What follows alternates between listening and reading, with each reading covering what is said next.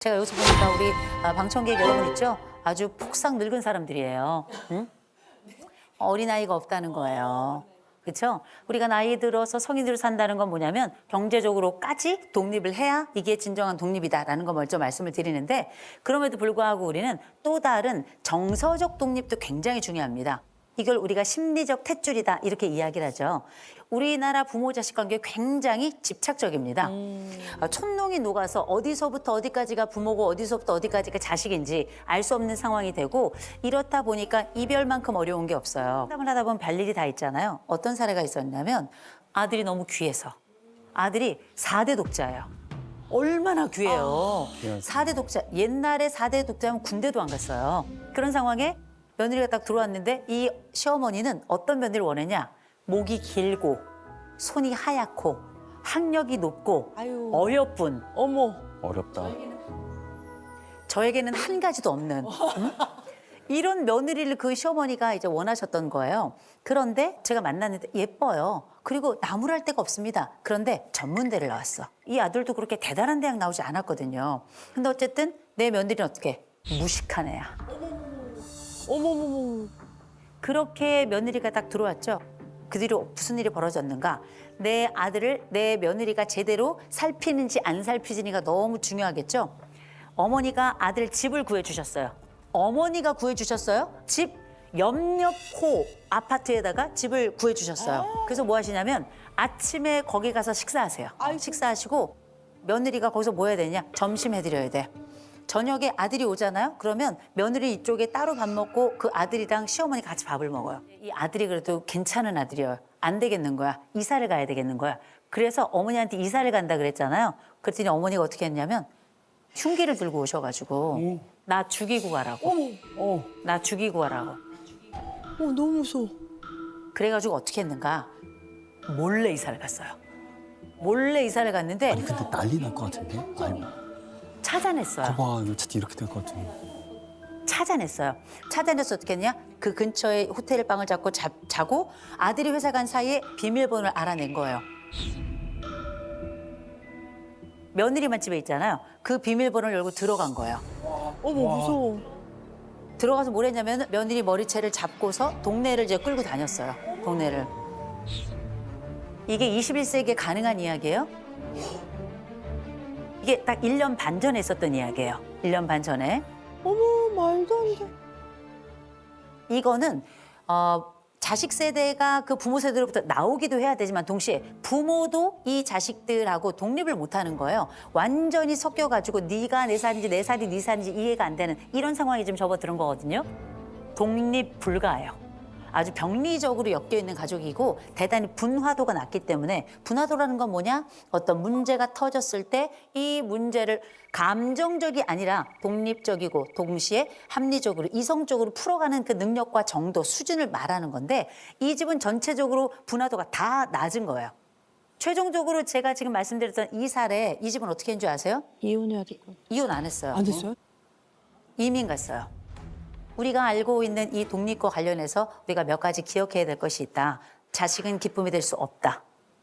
더군다나 제일 위험한 건 유일한 기쁨이 될 때예요. 자식이 유일한 기쁨이 된다는 건 그건 이미 유일한 기쁨이 아니라 그냥 내 자신이 된 거거든요. 그래서 자식은 유일한 기쁨이 돼서는 안 된다라고 먼저 말씀을 드려요. 자, 그런 차원에서 진짜 독립이라고 하는 건 혼자 살아가는 것이 정수가 아니라 건강하게 따로 있지만 어른답게 대화하고 같이 협업할 수 있는 능력까지 가진 걸 전 이걸 독립이라고 부르고 싶습니다. 3가지 부모들이 하지 말아야 될 소리가 있어요. 죽는 소리, 앓는 소리, 욕하는 소리. 요거 넘버 3인데요. 돈이 없어 죽겠다.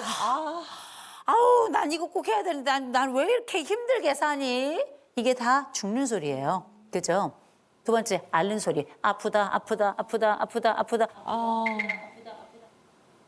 아프다, 아프다, 아프다 하면 나중엔 아프다 소리로 들리지도 않아요.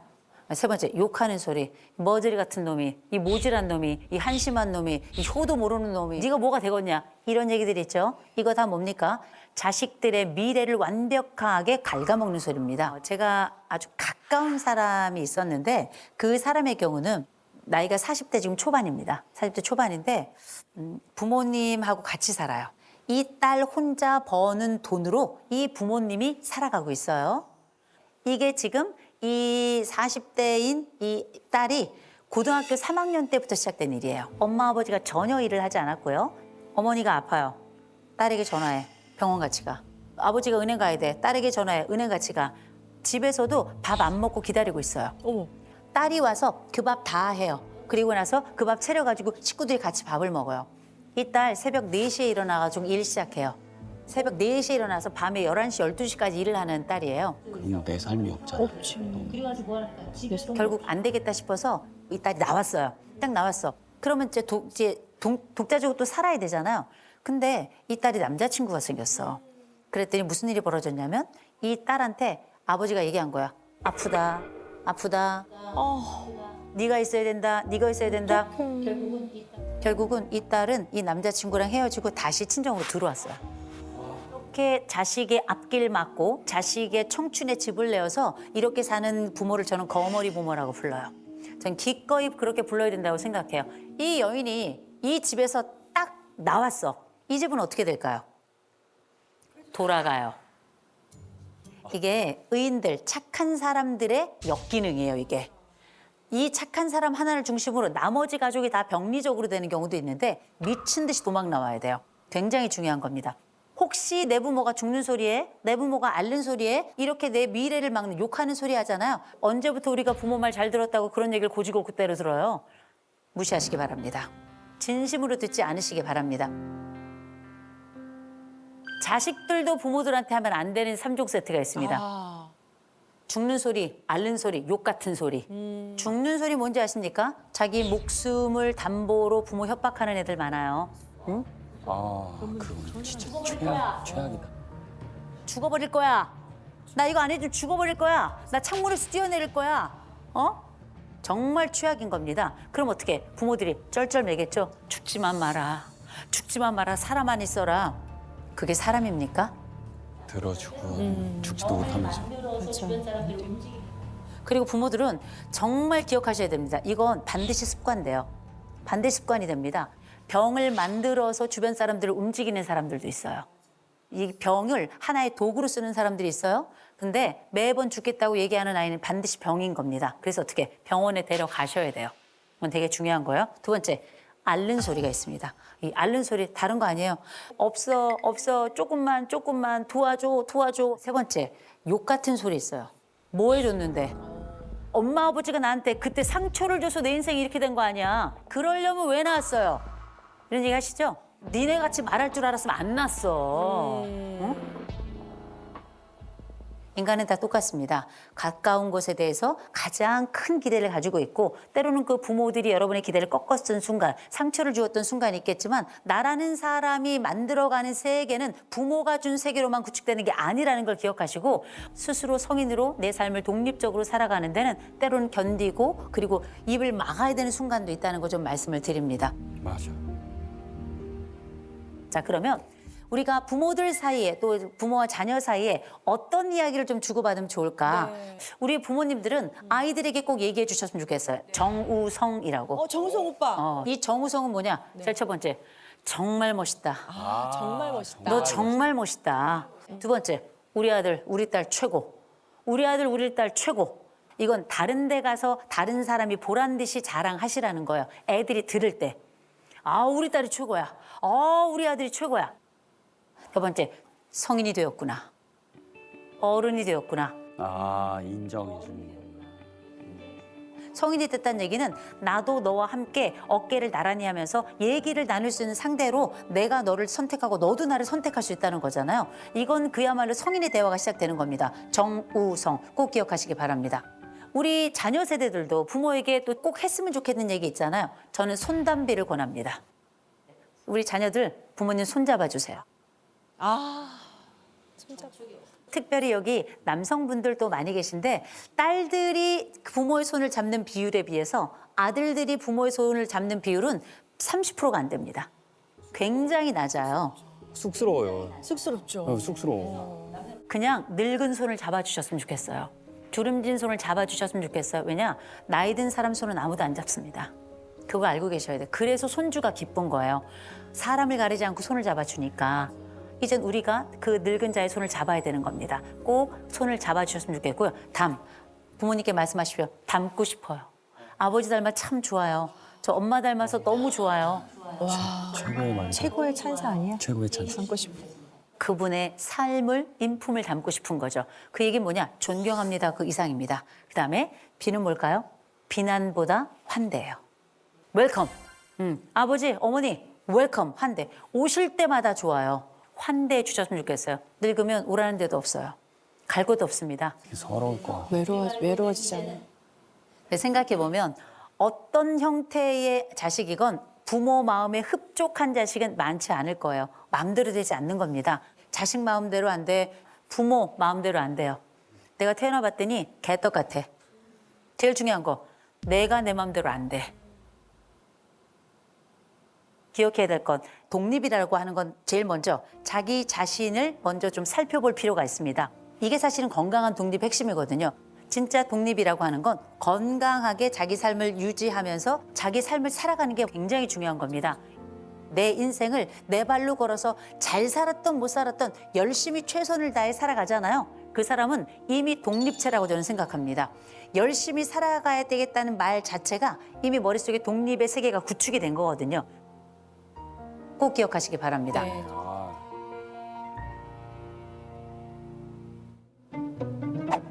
네, 좋아요. 네, 좋습니다. 네네. 네, 저는 싱어송라이터로 활동하고 있는 빈하영이라고 합니다. 네. 아니 이분 나 어디서 봤어? 제가 그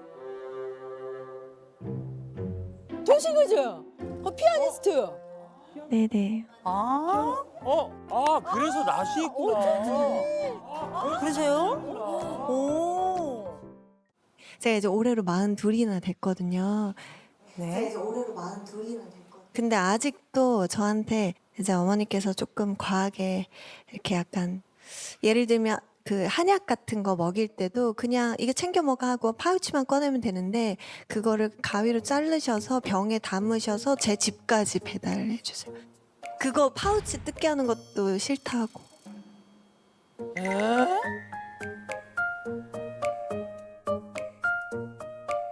그래서 저는 엄마 그냥 싱싱한 파우치를 주면 되는데, 그러니까 도시락을 저한테 항상 주시거든요. 밥 못 챙겨 먹니 하면서 제가 외부에 약속이 있을 땐 가끔 와서 깜짝 놀래요. 집에 도시락이 도착해 있어요. 부모님이 주신. 네. 어머니께서 지금 독립은 하셨어요? 독립은 했습니다. 네. 내가 봤을 땐 잠시 그냥 떨어져만 있는 건데 네. 독립은 아닌 것 같아 이거. 그런데 그 어머니하고 집 거리는 얼마나 돼요? 한 25분 정도. 걸어서요? 네. 그러시구나. 아니, 버스로. 네. 버스로. 그럼 꽤 거리가 되네요. 네, 일부러 네. 멀리 왔어요. 사실 근처에 제가 자취를 했더니 네네. 세 끼를 다 주시는 거예요. 그래서 제가 엄마 제발 나중엔 도시락 진짜 한 번만 더 갖다 주면 나 저는 호적을 판다 제가 이랬어요. 네네. 왜냐면 저희 어머니께서 척추랑 이제 목이랑 다 그 디스크 수술을 하셔가지고 몸이 정상은 아니시거든요. 근데도 일하시고 계셔서 힘드신데 버스 타고 걸어서 그거를 들고요. 네, 그걸 가지고 오시니까 저는 너무 자녀로서 별로 제가 어머니한테 늘 그래요. 어머니의 마음이 나쁜 게 아니라 엄마가 그렇게 가져오면 내가 속상해. 이렇게 말씀을 드리는데 어머니께서 이제 약간 먹이는 게 자신의 사랑이 이렇게 들어간다고 생각하시나 봐요. 그러면 엄마가 나를 살피고 조금 과하다 싶다 느꼈던 그 첫 번째 지점은 어떤 때였을까요? 그 연애를 하거나 그러면 남자친구 번호를 적고 나갔어야 돼요.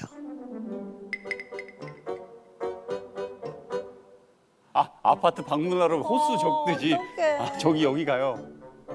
그 전화번호를 적고 나가야 이제 아니면 어머니께서 보셨던 남자친구면 그분의 이미 번호는 다 아십니다. 그래서 아니 그리고 네. 그 남자친구랑 데이트하면 뭐 통금 시간 이런 건 뭐 그냥 무조건 있겠지. 그 남자들 엄청 피곤하게 생각하는데 야, 그런 몇 거. 시에 통급 시간이에요? 한 7시쯤부터 일단 전화가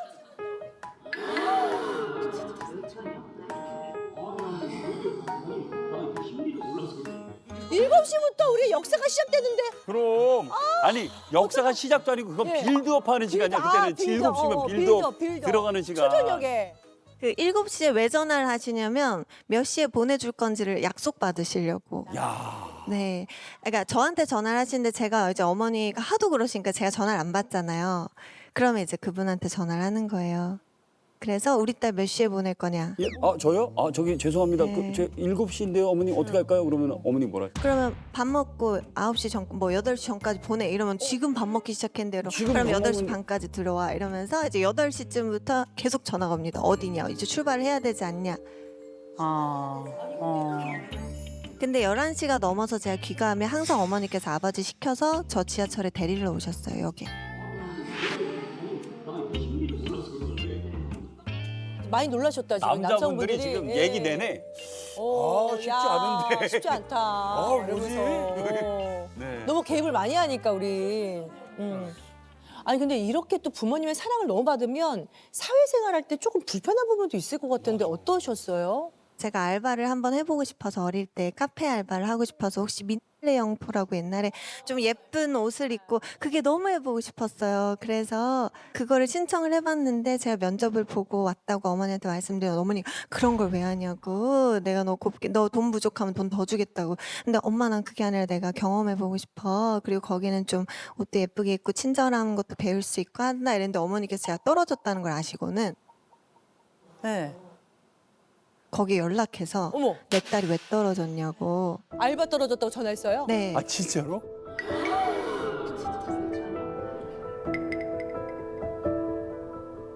그래요?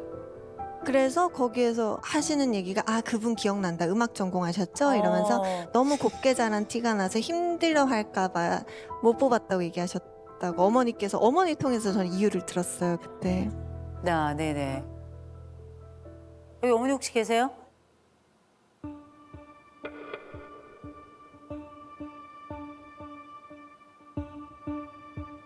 원래 오시게 하시려고 그랬는데 어머니께서 그 나는 너랑 문제가 없어 이러시면서 저만 이렇게 답답한 거예요. 어머니는 문제가 없다고 얘기를 안 하시더라고요. 오셔서 그래서? 네, 안 오셨어요. 그래서 저만. 네. 일단 제가 말씀 들어볼 때는 일단 엄마에게는 이 딸이 기쁨이기도 하지만 트로피이기도 해요. 더군다나 우리 아이들 그 예체능 시켜본 분들은 아십니다. 저분은 돈으로 쌓아진 탑이에요. 네. 그건 뭐냐면 돈이 들어간다는 게 중요한 게 아니라 이 돈만 들여가는 직업이 아니고요. 어렸을 때부터 데려오고 데려가고 레슨 가고 그 선생님께 막 부탁해서 그 시간 맞추고 이런 모든 과정들을 저는 너무너무 잘 알고 있는 사람이기 때문에 이런 부분들에 엄마들이 가지고 있는 에너지가 얼마나 투여가 되는지 알거든요. 이걸 부모 투자라고 불러요. 부모 투자는 많으면 많을수록 여기에 대해서 내 영혼이 그만큼 들어갔다고 생각하시면 돼요. 내 청춘이 들어가고. 그래서 내 딸이 나야. 그런 것 같아요. 저 남자친구 만날 때 어머니가 마음에 안 들면 못 만나게도 하시고. 그죠? 네. 그리고 네. 본인 마음에 들면 저는 마음에 안 드는데도 막 밀어붙이세요. 그렇죠. 그러면 이 결정은 누가 해야 되는 결정인가요? 제가 그렇죠. 하영 씨가 해야 되는 결정이에요. 그런데 어떤 방식으로 할 것인가가 또 두 번째 이어지는 질문이겠죠. 우리가 때로는 알레그로를 해야 될 때도 있잖아요. 안단테로 가야 될 때도 있어요. 어떨 땐 건반을 치지 않아야 되는 순간도 있어요. 그건 쉼표라고 부르죠. 그 순간을 지금 만들어야 될 것 같아요. 근데 이건 안심의 쉼표여야 되거든요. 새끼 다 도시락 싸서 보내주셨던 거 25분 거리 되니까 한 끼만 됐잖아요. 첫째, 더 멀리 이사 가세요. 네. 괜찮아요. 이건 어머니가 미워서가 아니라 이건 어머니도 독립해야 될 주제고 딸도 독립해야 될 주제가 맞고요. 그러니까 함께 독립해야 돼. 그럼 엄마도 못하셨어. 그렇게 둘 간의 인생을 독립적으로 따로따로 걱정 없이 살아가는 그러나 이 심정적인 협업은 함께하는 이런 관계를 좀 가면 어떨까 그런 생각을 해봅니다. 아, 네, 감사합니다.